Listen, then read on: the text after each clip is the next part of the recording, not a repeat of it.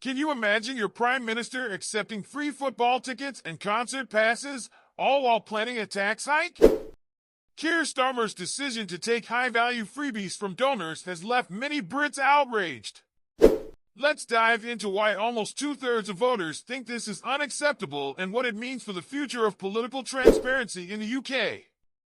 Keir Starmer, the current Prime Minister of the United Kingdom, is facing a wave of backlash for accepting free tickets to football matches and concerts.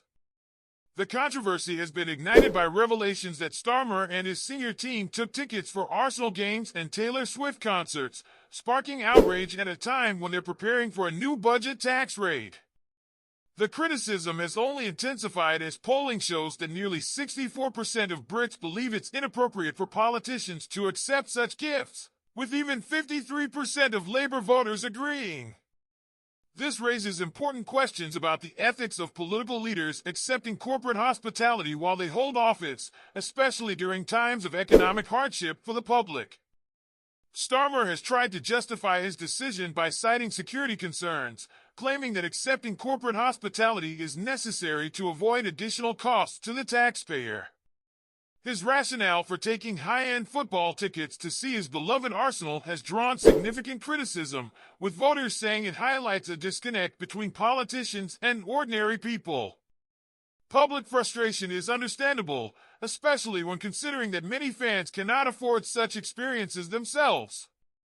Meanwhile, Education Secretary Bridget Phillipson added fuel to the fire by stating that it's hard to turn down concert tickets, especially when her daughter is a Taylor Swift fan. However, critics argue that MPs should avoid any situation that makes them appear out of touch with the financial struggles of their constituents. The controversy deepened further when Chancellor Rachel Reeves admitted that receiving £7,500 worth of clothes from a donor looks a bit odd. Her defensive stance on the issue has done little to quell concerns, particularly after it was revealed that she also accepted free holiday accommodation worth £1,400. Reeves emphasized that all gifts were declared properly, but this hasn't calmed the frustration among the public. Many believe this is just the tip of the iceberg in what has become known as Labour's Freebies bonanza. Even high-profile Labour supporter Gary Neville jumped to Starmer's defense, but the former footballer's backing may not be enough to salvage the public's perception of the party's leaders.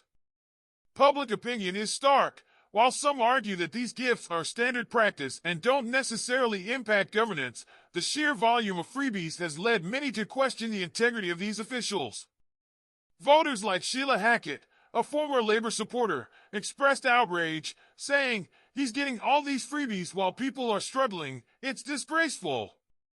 Others, like retired engineer John Mather, believe these perks are inappropriate for politicians, recalling how in his work days, accepting even the smallest gifts was forbidden. The anger and sense of betrayal felt by the public are palpable, with many voters stating they'll reconsider their support for Starmer's government in future elections. What's more, the perception that politicians are out of touch with everyday struggles is not just a Labour issue, but a broader political problem. People feel left behind, especially when the country's economic climate is so precarious. The backlash isn't just about football tickets and concert passes, it's about a growing frustration with politicians who appear to live in a world of privilege, disconnected from the reality most voters face. The big question now is whether Starmer and his team can rebuild trust before it's too late. Will transparency and stricter rules on accepting gifts be enough to regain the public's confidence, or has the damage already been done? This scandal has shown how easily trust can erode when leaders are seen as distant from the people they serve. Keir Starmer and his team are learning that lesson the hard way. Thank you for watching. If this topic got you thinking, we'd love to hear your thoughts in the comments. Don't forget to like, subscribe, and hit the notification bell for more in-depth stories here on the Fame Journey. Stay tuned for more updates, and until next time, stay curious and stay informed.